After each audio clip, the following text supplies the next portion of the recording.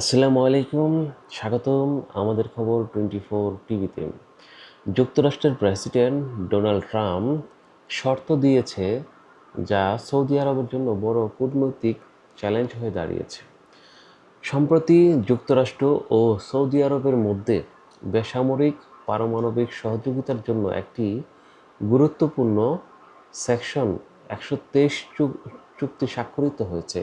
এই চুক্তির মাধ্যমে সৌদি আরব ভবিষ্যতে মার্কিন পারমাণবিক প্রযুক্তি, যন্ত্রপাতি এবং কারিগরি সহায়তা পাওয়ার সুযোগ তৈরি হয়েছে। কিন্তু চুক্তি স্বাক্ষরের পরেই প্রেসিডেন্ট ট্রাম্প নতুন শর্ত আরোপ করেন। তিনি স্পষ্টভাবে বলেন, সৌদি আরব যদি ইসরায়েলের সঙ্গে কূটনৈতিক সম্পর্ক স্বাভাবিক না করে তাহলে এই চুক্তি কার্যকর হবে না। মানে মূল কথা হচ্ছে, সৌদি আরবকে ইসরায়েলকে স্বীকৃতি দিতে হবে। আপনারা সবাই হয়তো জানেন, সৌদি আরবের পররাষ্ট্র নীতি হচ্ছে আপনার যে প্রথমেই ফিলিস্তিন এবং ইসরায়েলের বিষয়ে যে ফিলিস্তিনকে রাষ্ট্র হিসাবে স্বীকৃতি দিতে হবে এবং তাদেরকে সসম্মানে নিরাপদে বসবাসের সুযোগ দিতে হবে এবং যে অতীতে যে চুক্তি হয়েছিল দ্বিরাষ্ট্রী ভিত্তিক চুক্তি, সেই চুক্তি বাস্তবায়ন করতে হবে। তো সেই চুক্তি বাস্তবায়ন হলে কিন্তু ইসরায়েলকে অনেক জায়গা ছেড়ে দিতে হবে, ছেড়ে দিয়ে ফিলিস্তিনকে আলাদা একটি রাষ্ট্রের ব্যবস্থা তৈরি করে দিতে হবে এবং ভিত্তি দিতে হবে। আর ইসরায়েলকে তখনই সৌদি আরব স্বীকৃতি দিবে এবং আরব বিশ্ব স্বীকৃতি দিবে। হয়তো গোপনে অনেক আরব দেশগুলো ইসরায়েলের সঙ্গে কাজ করছে, কিন্তু বাস্তবিক অর্থে যেহেতু সৌদি আরব হচ্ছে আরব জোটের প্রধান নেতা, যার জন্য কিন্তু সৌদি আরব চাইলেই যে কোনো সিদ্ধান্ত একা নিতে পারে না। এই ঘোষণার পর আন্তর্জাতিক অঙ্গনে নতুন করে আলোচনা শুরু হয়, কারণ দীর্ঘদিন ধরেই সৌদি আরব জানিয়ে আসছে, ফিলিস্তিন রাষ্ট্রের প্রতিষ্ঠাতার বিষয়ে বাস্তব অগ্রগতি না হলে তারা ইসরায়েলের সঙ্গে পূর্ণ কূটনৈতিক সম্পর্ক স্থাপন করবে না। মানে ইতিমধ্যে যে কূটনৈতিক সম্পর্কগুলো আছে সেটি জাস্ট একটি ফর্মালিটি আওতায় আছে, কিন্তু পূর্ণ যে কূটনৈতিক সম্পর্ক সেটা তারা বাস্তবায়ন করবে না যতক্ষণ পর্যন্ত ফিলিস্তিনকে স্বীকৃতি দেবে না। কিন্তু বিশ্লেষকদের মতে এই পারমাণবিক চুক্তি সৌদি আরবের জন্য অত্যন্ত গুরুত্বপূর্ণ।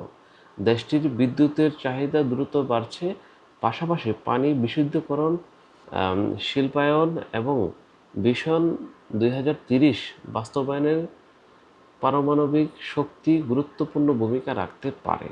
কারণ একটি দেশের যে চাহিদা, মানে জ্বালানি চাহিদা, বিদ্যুৎ অথবা দ্রুত এবং পানি বিশুদ্ধকরণ, শিল্প, এসব কিছুকে চালানোর জন্য যে পরিমাণ বিদ্যুৎ বা জ্বালানির প্রয়োজন, যদি পারমাণবিক শক্তি রূপান্তর করা যায় তাহলে সৌদি আরবে কিন্তু ভিশন 2030 বাস্তবায়ন করা খুবই সহজ হবে সৌদি আরবের জন্য। অন্যদিকে যুক্তরাষ্ট্রের জন্য একটি বড় অর্থনৈতিক সুযোগ। মার্কিন প্রতিষ্ঠানগুলো কয়েক দশক ধরে প্রযুক্তি, নিরাপত্তা ব্যবস্থা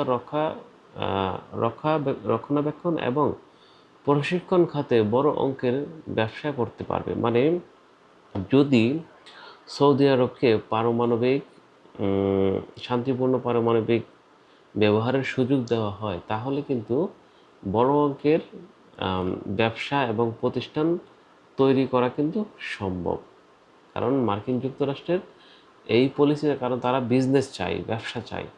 আরেকটি গুরুত্বপূর্ণ বিষয় হলো, যদি যুক্তরাষ্ট্র অতিরিক্ত কোনো শর্ত আরোপ করে তাহলে সৌদি আরব বিকল্প হিসাবে রাশিয়া অথবা চীন অথবা দক্ষিণ কোরিয়া কিংবা ফ্রান্সের মতো দেশের সঙ্গেও পারমাণবিক সহযোগিতা বাড়াতে পারে। তবে এই ক্ষেত্রে কতটুকু সমর্থন করবে যুক্তরাষ্ট্র, কারণ যেহেতু যুক্তরাষ্ট্র আরব বিশ্বকে নিয়ন্ত্রণ করে।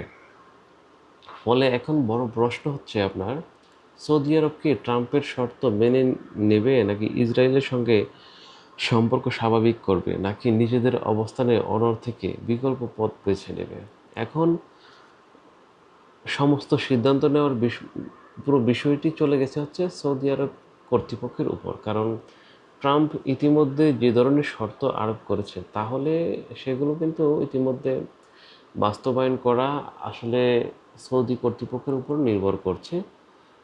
এই মুহূর্তে কোনো চূড়ান্ত সিদ্ধান্ত হয়নি, বিষয়টি এখনও কূটনৈতিক আলোচনা ও রাজনৈতিক সিদ্ধান্তের উপর নির্ভর করছে।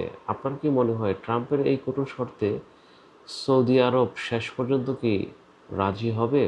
যদি রাজি হয় অথবা না হয় তাহলে সৌদি আরবকে আপনি কিভাবে দেখছেন, বা সৌদি আরবের অবস্থানকে আপনি কিভাবে মূল্যায়ন করেন? যেমন ইরান ইসরায়েল যুক্তরাষ্ট্রের যুদ্ধ, আবার সৌদি আরব ইয়েমেন যুদ্ধ, এগুলোকে আসলে আপনারা মূলত কিভাবে দেখে থাকেন? তাহলে এই বিষয়ে অবশ্যই আপনারা কমেন্টের মাধ্যমে জানাবেন। প্রিয় দর্শক, সবাই ভালো থাকবেন। আল্লাহ হাফেজ।